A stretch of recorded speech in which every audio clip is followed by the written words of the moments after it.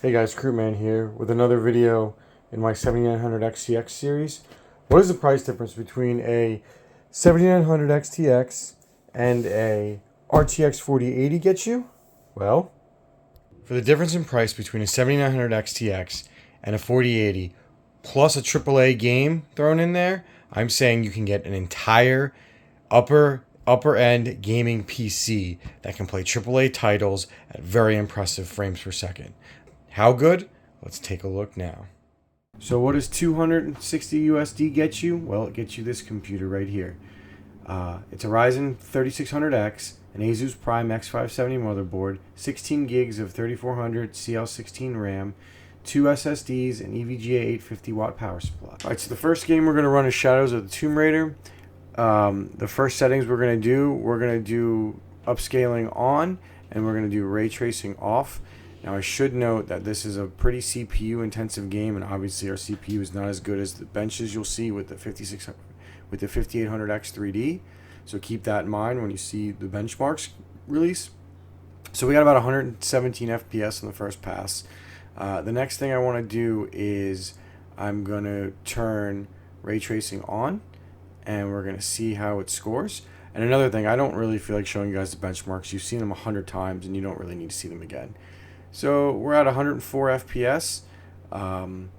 Nothing really to show here. I'm pretty happy with the performance. So the next thing we're going to do is we are going to turn off FSR, and we're going to turn ray tracing on to the max, and we're going to see what we get from. So we have with ray tracing maxed out and FSR off, we have 79 FPS, which is perfectly fine. The minimums kind of hurt a little bit, but that seems to be expected with the 7900 XTX. But I would consider this playable, and I'm pretty happy with the performance. So let's move on to Call of Duty. Alright, so in case you were wondering, I am overclocking the 7900 XTX. You can click the link in the description for my tutorial on that. Basically, I'm running ultra presets in COD with ray tracing on and upscaling off. And I will compare this result to the 5800X 3D using the same settings because it's a very, very interesting one. So I'm not going to run the benchmark because you've all seen it a million times. So as you can see, we get 113 frames per second, which is pretty impressive when you consider it. The next thing we're going to do is we're going to turn upscaling on, and we're going to see what difference that makes. So we're going to start that benchmark now, and we're going to end up with 162 frames per second, which again is very good.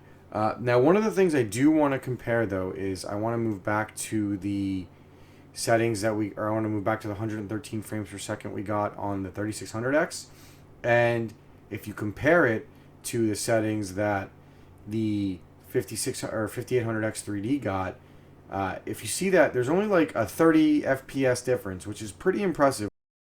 Alright, so here we're doing Cyberpunk 77. Everything's OC'd again, and I'm not going to run you through the benchmarks because I don't want to waste your time. We're going to do quality. We're going to do quality on FSR right now, and we're doing ultra on ray tracing and not psycho. Let's see what we get. Get about 68 frames per second. It's not bad at all. The dip is a little annoying, but I don't really think there's much you can do about that. It's pretty much due to AMD's ray tracing, which is not bad for the record, just not as good as the ray tracing from NVIDIA. So let's try let's try to change the settings a little bit. We're going to do performance instead of quality, and we're going to see the difference we get. Now keep in mind this card is overclocked. I'm doing everything on overclock settings and nothing on default. So again, we lose about 10 frames per second on the average, and the minimum goes up actually, and the maximum goes down. So again, it's very solid, very playable. And let's do FSR with ray tracing off and see what kind of performance we get. So again, we're going to stay at performance. Everything's the same. The only difference is we are turning ray tracing off, and let's see how that goes. So as you can see, ray tracing's off. We almost got to break 100 FPS on average, which is pretty cool. The lows are still low and the highs are still high. Let's go to our conclusions. All right, so I just want to go over the price of this computer and how I got it, and I want to just explain that so you know. So we'll start with the case. I got the case for 20 bucks. Just basically got it from a buddy who was about to scrap it. You can find cases pretty cheap, or you frankly don't even need a case. I mean, I run an open air frame a lot as a PC, so cases definitely are optional at this point. SSDs, I got them used online for 15 bucks a pop. You can easily find these for that price. They're better than Spinnies, and M.2s are getting that cheap as well. My 570 motherboard, I paid 50 bucks. Now, granted, that was probably a really, really good deal, but you can still get them somewhere in between $50 and $100. I would assume they're probably getting easier to find at that $50 range. I mean, you still got to look, but, you got to deal hunt to save money. The RAM I got for 30 bucks, CL 16 to 18 RAM, between 32 and 3600 should be easily found at that price used. The CPU, again, I paid 25 bucks for it, but I repaired it. So for this, I'm assuming it's going to cost about 70 on the used market. For 3600, seems very reasonable. A lot of times you can get the CPU cooler for free.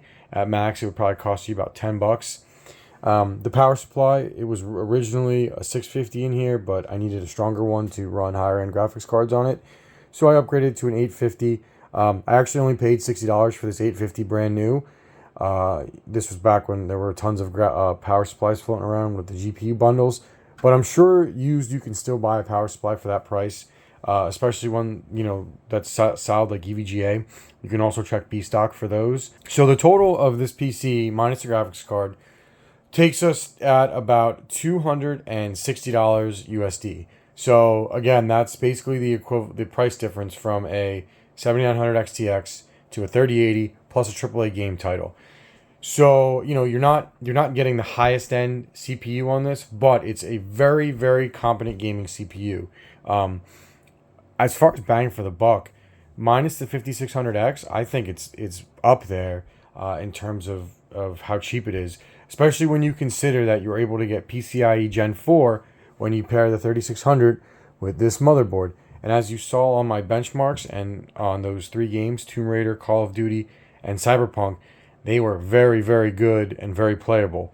So I would almost say that you could buy yourself a PC that you could easily game with, and it has an easy upgrade path to being complete for the next 5 years, for probably maybe like 3 or 4, not 5. Basically, all you would have to do down the line is upgrade the 3600X to a 5600X 3D and maybe add some more RAM, which, I mean, you don't really need to, but you could. And you have a gaming PC that will last you for quite a long time. So that's kind of crazy when you consider that, obviously the 4080 has better ray tracing, but when you can buy almost an entire PC for the price difference, it says a lot. Anyway, I hope you guys like this video. Please like and subscribe for more 7900 XTX content. I have a few more videos to do before I post my final review on the card. So, yeah, please, again, like and subscribe. And I hope you enjoyed this video. Croup Man out.